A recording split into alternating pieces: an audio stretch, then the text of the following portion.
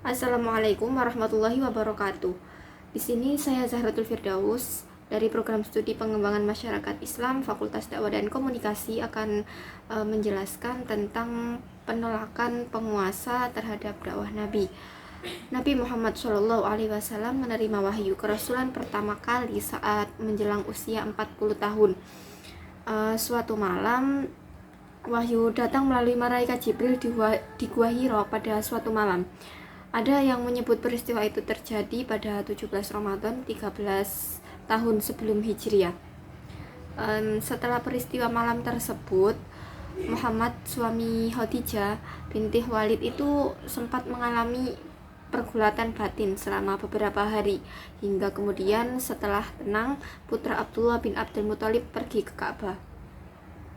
Dalam perjalanan ke Ka'bah, Nabi Muhammad SAW bertemu dengan Waraqah bin Naufal, sepupu Siti Khadijah. Kepada Waraqah, Muhammad menceritakan semua peristiwa yang dia alami di Gua Hira. Waraqah sebelumnya juga mendengar cerita senada dari Khadijah. Waraqah meyakinkan bahwa Muhammad adalah nabi yang diutus oleh Allah Subhanahu wa taala untuk menyempurnakan akhlak umat. Kepada Muhammad, Waraqah mengingatkan agar berhati-hati sebab menyampaikan wahyu Allah nantinya Muhammad bisa saja mendapat penolakan dari kaum kafir Quraisy.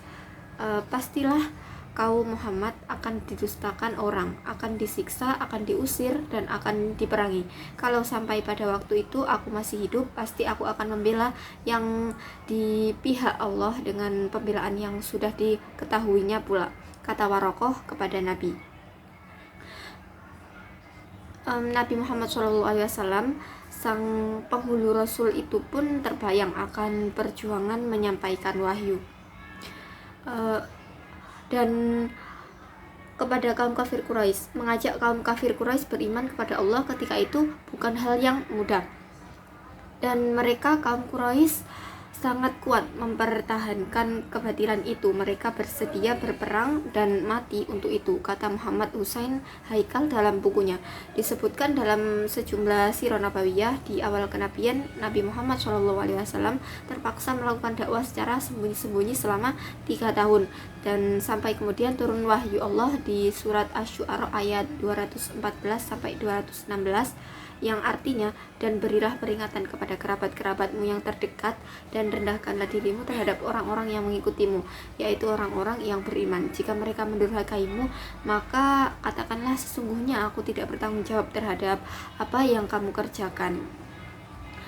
Nabi Muhammad SAW kemudian memulai dakwah dengan terang-terangan, dimulai dari keluarga terdekat, yakni kalangan Bani Hashim. Namun di antara kalangan Bani Hashim hanya Ali bin Abi Thalib yang mau beriman kepada Allah, sementara Abu Thalib melindungi dakwah Muhammad namun belum mau mengucap syahadat. Setelah itu dakwah terang-terangan Nabi Muhammad selalu mendapat pertentangan dari kaum Quraisy. Bahkan para pemuka Quraisy menuduh Nabi Muhammad gila dan sempat melemparkan kotoran ke tubuh Nabi. Termasuk yang menentang dakwah Nabi Muhammad adalah sang paman, yaitu Abu Jahal atau Abu Lahab dan Abu Lahab.